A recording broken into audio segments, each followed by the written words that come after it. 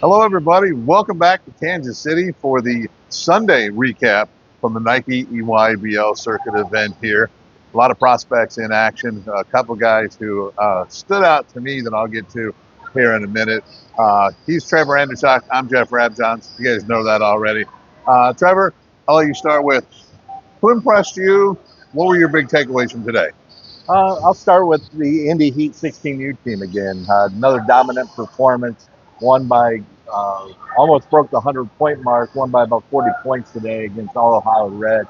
Really impressive overall performance by Indy Heat. They're undefeated in Nike EYBL play. Isaiah Hill, the 2027 center, leads the way there. A lot of his shot blocking starts the fast break for Indy Heat, and we saw that in the first half today against All Ohio Red.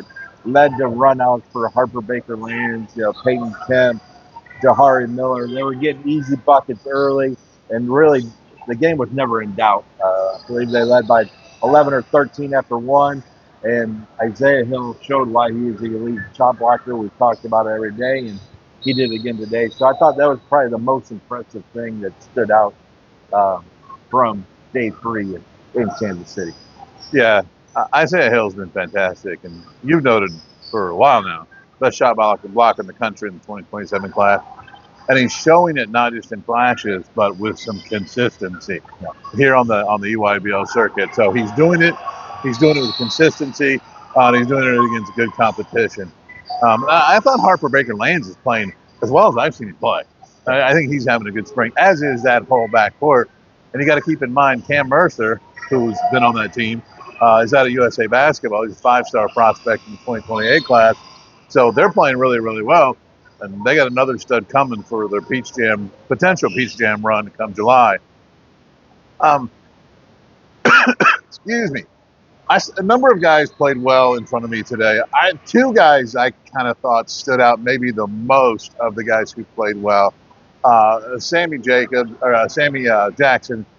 and Ethan from Ethan Taylor from Mocan Elite. Sorry, it's been 3 long days. Sammy Jackson, 6'7" guard / wing. He had a really, really good game. Started off 9 points, 7 rebounds, 4 assists, 0 turnovers in his first 20 minutes on the court for their game against the PSA Cardinals out of New York. Obviously, Sammy Jackson plays for Team Final, so it's kind of a New York Philly type matchup. PSA Cardinals had Dylan Mingo and a number of other really talented guards. And with Sammy Jackson, it was his production on offense was good. Created passes. He had 4 times he drove and kicked out for the 3, and the shots just didn't go in, or his assist total would have been much higher, and he would have been flirting with a triple double, which is extraordinarily rare at a shoe circuit type event. So Sammy Jackson had a really, really good game. He obviously has an Indiana official visit coming up here in June. The other thing that stood out is he defended PSA point guard, he defended Dylan Mingo, and he defended their 6'8", 6'9" forward. So incredible versatility to his game, offensively and defensively. One thing that was really interesting talking with him today, he has positional versatility on both ends of the court, but he said the Roman Catholic at high school, they're going to put him at point guard for this coming season. He's going to be a 6'7" or so point guard.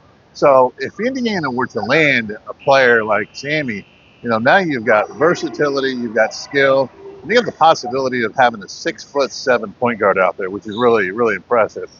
The other guy, Ethan, to me, I think he had the best stretch I've seen him have of the weekend. There was 5, 6, 7 minutes there. He has 2 dunks off post-up moves. He has another dunk off a fantastic pass.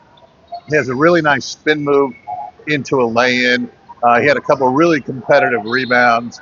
I just thought that was a really, really good stretch. He was solid overall. But that 5, 6, 7 minute stretch, I thought showed why he can be an outstanding college prospect in time. Still has some things to work on. Still has some consistency to get to.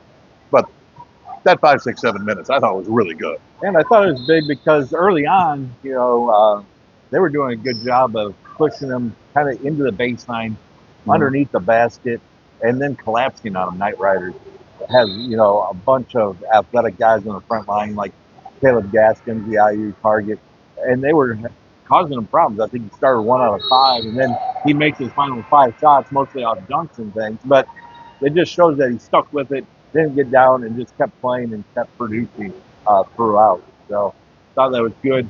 Another guy, Cole Boer from CP3. Team CP3, North Carolina prospect. Struggle from three, went 0 for 11 from three, but did show some agility, some quickness off the bounce, some playmaking. I thought that really stood out. And to shoot 11 times without making one shows you have a lot of confidence. Yeah. So I'll give him that. He did not lose confidence in his shot. They ended up losing to Team Thad. But I did like a few of the things that Cole did during that game, and you can kind of project going forward as well. Yeah, and you and I both have seen him a number of times. The 3-point shot, it's a really good motion. It's really good setup. He's got good footwork. It's a good release. He's around 6'7", 6'8" or so. So 0 for 11, obviously a bad stat line. It's an aberration. I'm not really worried about it. I think he's a really good prospect, and I think he's going to be a really, really helpful type player for somebody moving forward. And he's also a guy, talking to him, there's some Indiana interest there. We'll see where it goes, but there's certainly some Indiana interest. But those are the main guys for me that really kind of stood out. Obviously, the Team Takeover guys, Jordan Smith Jr., Prince Alexander Moody, they continue to play really well. Team Takeover is finishing up right now as we film this. Final couple minutes against Vegas Elite. But Team Takeover came in today unbeaten on the EYBL circuit. And certainly Jordan Smith, Prince Alexander Moody, big parts of that. Obviously, so is Quayton Samuels, who's a fantastic prospect as well. But those are the main guys that stood out the most to me on this day. Anybody else you wanted to hit on? Yeah, just some non-IU prospects, basically. J.J. Andrews from Bradville Elite going to Arkansas. He was a guy that was really, physically mature early, athletic, bigger, faster, stronger than guys early in his high school career. Now at the 17U level, most of the guys have at least caught up size-wise, but still one of the most athletic guys. And he's leading Nike EYBL in win shares at this point, meaning his overall impact and efficiency is off the charts.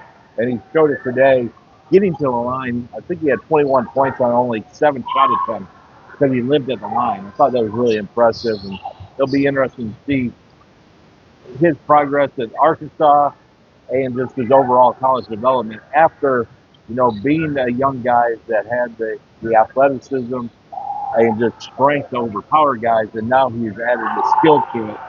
Just to see where his game goes next, I think it's going to be very interesting. Yeah, absolutely. Well, that'll wrap it up for the Sunday action here in Kansas City. We'll have a lot more coming up this week, and because it's Memorial Day, get some basketball on Monday. So we'll be back here on Monday morning. But to wrap up that'll wrap up the Sunday action here in Kansas City. For Trevor Andershock, I'm Jeff Rabjohn for Peegs.com.